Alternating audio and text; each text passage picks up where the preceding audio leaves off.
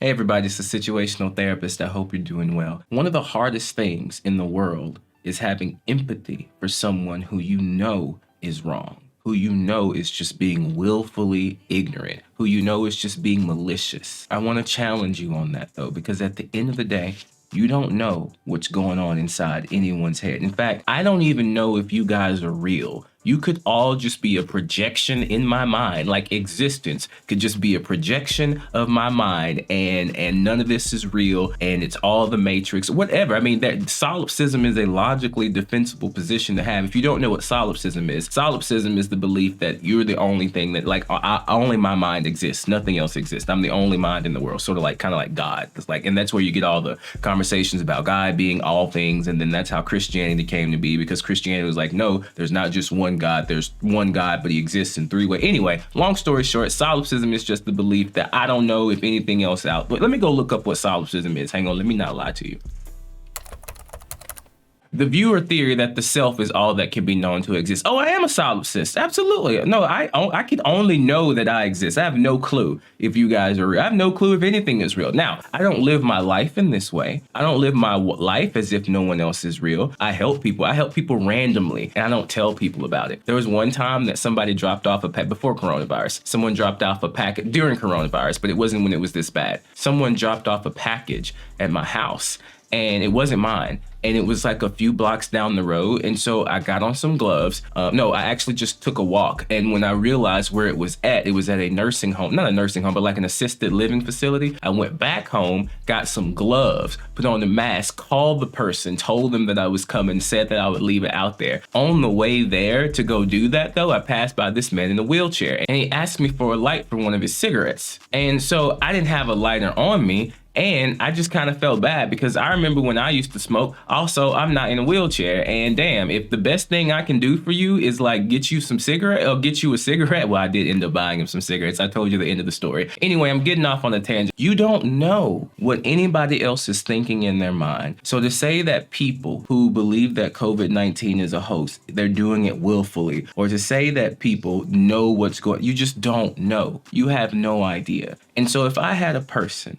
on my caseload, which I don't. No people on my caseload believe that COVID-19 is a hoax. Whenever it first started, I was telling my clients about this. But secondly, boy, I'm going off on some tangents. I'm gonna do whatever the hell I want. You know what? I can't stand that I have to ask permission from some invisible person, my mom, to do whatever it is I want to do. I can't just sit, I get hella jealous, y'all. I'm gonna tell you the truth. We're gonna get back to the story about how to have empathy for Trump support. It's real simple. You just need to come up with something that helps you see them in a way where you can forgive them. So pretend that they're 2 years old, or pretend that Google has actually come up with an AI, and because they were so stupid, they made a mistake and like signed over rights to their consciousness, and so they're just walking advertisements. You come up with any sort of way. Pretend that they're 2 years old. Pretend that they have the body of adults but the brains of 2 years old. You'll have empathy.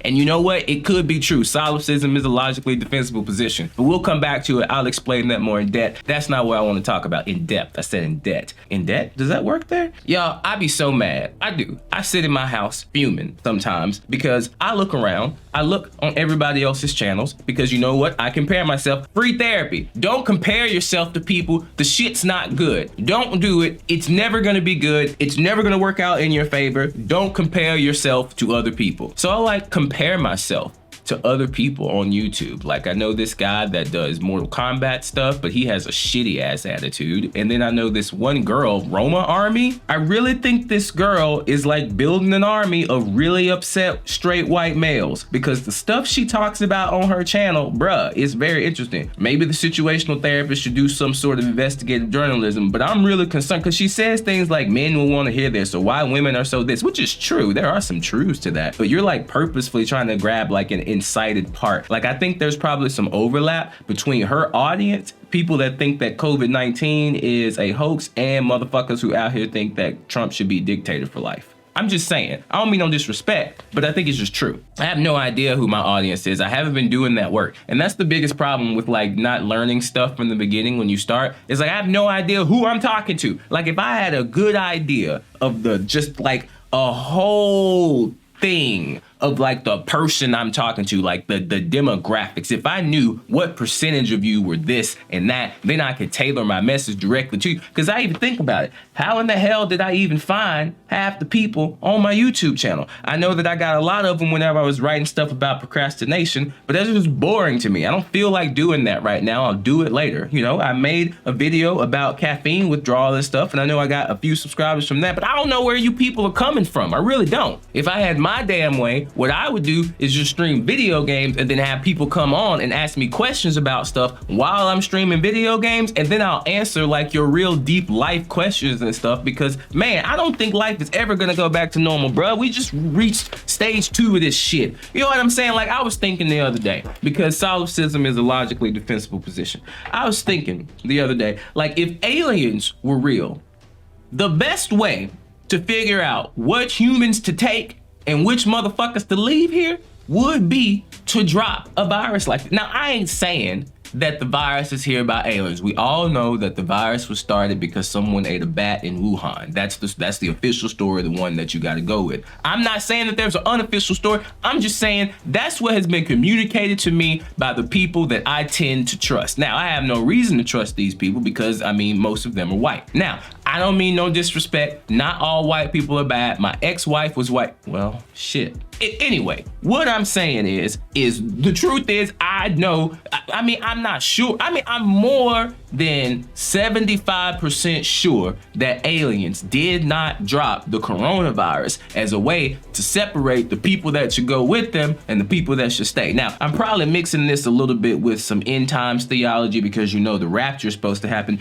Funny thought, one way. Oh no, that would be terrible. But do you realize there are some people that you could convince that COVID-19 is the rapture and they need to get it? And like it's just, oh God, people are so easily swayed. Like, I don't know what you call those folks, but I know what they look like and they're easy to manipulate, you know, like super easy to manipulate. I hope that my audience is made up of people who are kind of like me, who like see the shit for what it is, but are just terrified to say anything about it and absolutely terrified to be themselves. Because that's what I'm being. I mean, I'm sort of being myself. Some of this is a performance. What happens is if you rewind the tape, you're gonna see it. At one point, I kind of make this decision, this switch happens, and I just turn into not saying that I have multiple personalities, that wouldn't be real.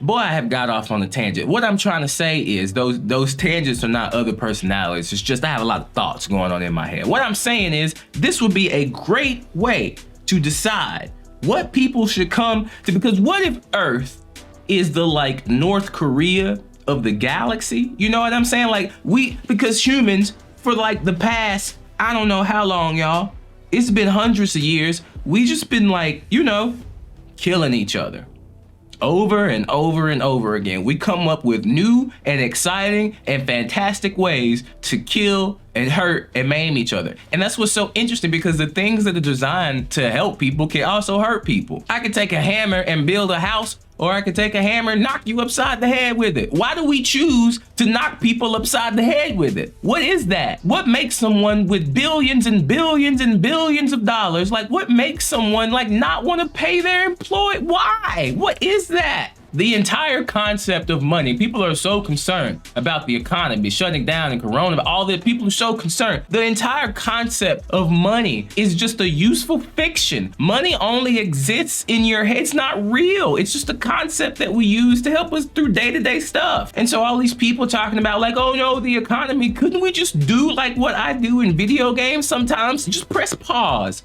on everything for just a little bit while we try to get all this stuff together, and then we can come back and resume the game. But we're all playing a game. Like everybody is like 1 or 6 bad days, 1 to 2 bad days away from becoming the Joker for real. You know what? I don't think that those are tangents. I want to call them something different. I think that's me in another dimension, and I think my consciousness is just switching dimensions. And so there's a part of me somewhere else that's probably explaining this into like a boardroom full of folks, because in that dimension, I actually did get into my PhD program. Wouldn't this be one of the best ways to decide like what people have that instinct. I don't want to call it an instinct. It's not an instinct. It's not something that resides within someone. That's what's important. I think that's why we have the entire field of psychology, is because people think that there is something inside of folks that causes them to be like that. And I know that's not true. There is this interaction, and the interaction between people, there's something about that. Like what is the breakdown in communication between two people? You know, I think a lot about, like, before we had language, before we even communicated with words, all we had were nonverbals. All we had were our grunts and the ways we used our hands and the facial expressions that we made. Like, at what point did people get to a place where they stopped trusting what other people said? Right? Like, if I was just a random person on the street and I said, hi, my name's Derrick, I'm a licensed therapist, and I want to just ask you a few questions for this survey. 50% of people are going to be immediately skeptical, as they should be, absolutely. And then when I show them my license, 25% of those people are going to continue to still be skeptical. And then whenever I show them my YouTube channel, 15% of those people will be skeptical. What do we do about the 15% of people where you just don't trust what anyone else says? And then it just hit me, dog.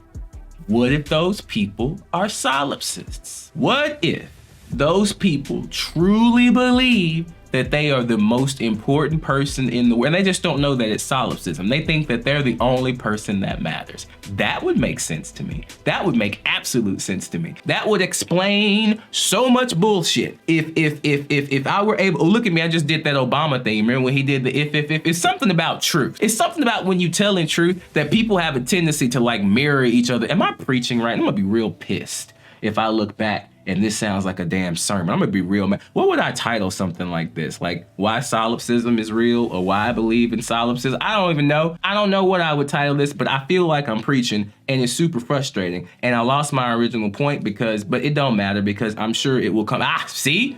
What if these people are just solipsists? They truly, how would you, and let's say solipsism isn't real. Let's say that there are other minds out there. Like, I choose to act like there are other minds in the world. And if solipsism is real and there aren't other minds in the world, that means that those people are an extension of my own mind. They're thoughts, they are ideas, they are things that I have just disregarded. So how do I get rid of those thoughts? How do I get rid of those ideas? And you know what? Now it makes sense to me. It's not about what's inside of people. It's about what's outside of us and what we generate together, which is ideas. So who is generating these ideas that keep people from, like, questioning them? That's the scariest idea in the world. The scariest idea in the world is one that doesn't allow you to question it. My computer screen and stuff went down. I don't know what happened right when I said that. That's actually a little terrifying. That's scary that happened. Hang on, give me a minute. I'm not gonna act like I ain't afraid. I'm afraid of shit. I know that it's not, you know what I'm saying? I know that, it's just a coincidence that my computer and everything shut off when I said and realized that, and look at me, I'm even looking at myself. I'm not even looking at y'all no more. I'm looking at me trying to make sure that I'm all right. Am I in some hell dimension? Is that what has happened? Have I just truly crossed over into the hell dimension of understanding some shit that I probably shouldn't need to understand? Anyway, I'm getting off on the tangent because I'm scared. Let me come back. Let me center myself.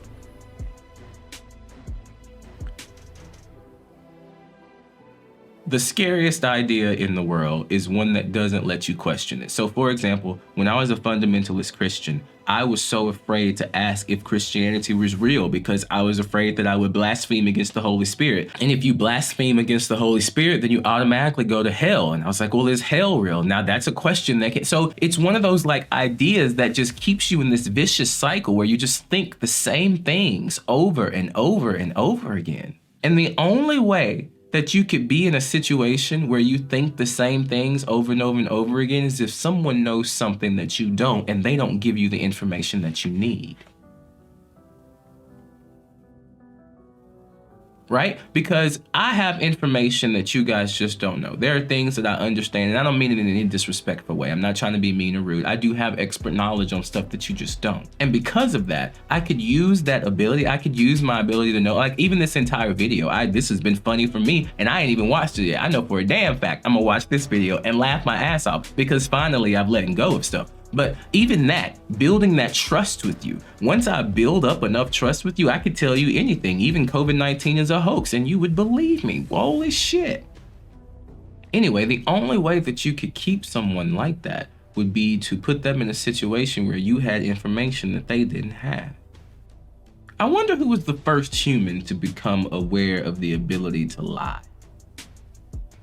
There was a movie that came out about that, The Invention of Lying, and I didn't really get it, but I need to rewatch it. Actually, I think that's something I need to rewatch. Because if someone can lie, if someone can say one thing and then do another to someone who doesn't know that that person would even begin to lie to them, you could control someone like that for the rest of your life. Talked to my ex-wife yesterday. Do not recommend it. When you hear the voice in your head that says, let it go, especially when it is one of your great friends, Dylan, I appreciate you. He said, bruh, let that go. Nah, bruh, I took the bait. Oh, she said something to me, y'all, and I just had to let her know about all the changes and stuff that I had made. Girl, if you don't get out of here with that bullshit, and now I'm all drained of my energy and stuff, because I done spent it talking to somebody that I didn't need to waste it on.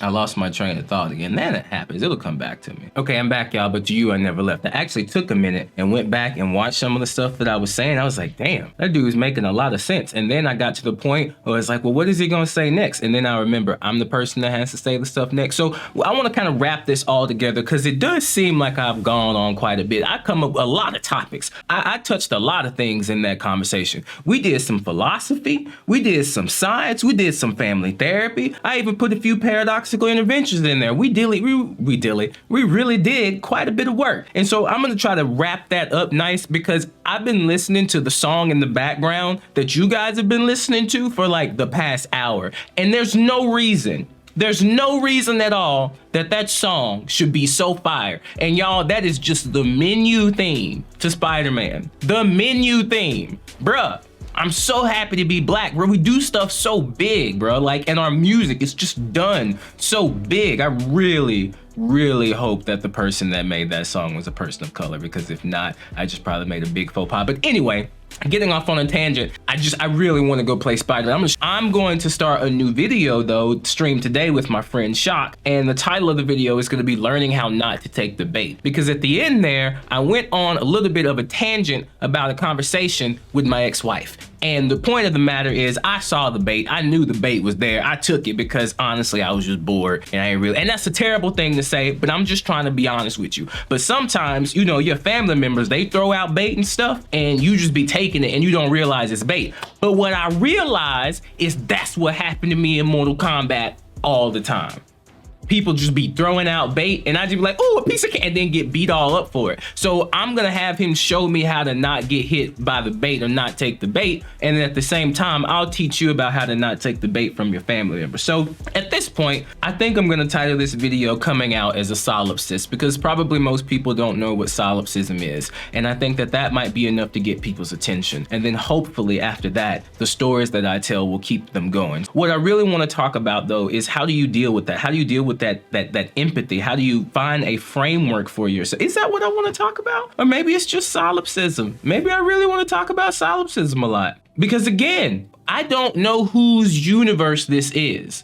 This could be your universe and I'm just a visitor in it, and maybe I'm supposed to be helping you. But I just feel like when I help you, I help me, which helps you help me help you. You know how people say that you have like-minded individuals? You know, maybe I have a whole, subscriber base of like-minded. Here's the thing, y'all. I realize I done talked about a lot of stuff and I just kind of want to go play Spider-Man now. And so I'm just kind of saying a bunch of stuff. Thing is, I think what I've said so far was enough to talk about forever. So whatever you found in there that was helpful, let me know. Also, I'm going to give away 5 one-month subscriptions to YouTube Premium because they're starting to show ads on everything. And I know that's annoying. So I just need someone in the comments to tell me something, a question that you have from something that I said. I'm done with this video. I hope it was helpful. I mean, there was a lot of stuff in there. When I went back and listened to it, I was like, man, D, you just keep going off on more and more topics and stuff. And like, people are probably like stunned by the first 5 minutes of it, you know? So I'm just gonna end it here. But I will pick it back up this evening with learning how not to take the bait, because that would be step one in dealing with your crazy ass. I'm sorry. That would be step one with dealing with those ideas. Don't take the bait, because once you take the bait on an idea like that, it's just really hard. It'll suck you in. And like sometimes when your family members come to you with those ideas, like, you know, you're a liberal idiot because you wear a mask, those sorts of things. Like, you don't even want to start playing that game with them, right? Like that would be a situation where you would just you know, like your best, you know, like whatever you can muster up, you know, in terms of laughter. And you'll learn how to do that, because now when you start looking at, after I'm done with you, you'll be able to kind of have an objective look at your family, and you'll be able to see the roles that people play. But you do gotta like lie. But to them, it's not a lie, it's the truth. And that's what's super interesting. So again, we'll talk more about that later. If I be saying stuff sometimes, y'all be helping my damn self, for real. For real. And I don't even know what the trick is. I don't know what it is, but it's just like there's some sort of magic that happens. You know what I'm saying?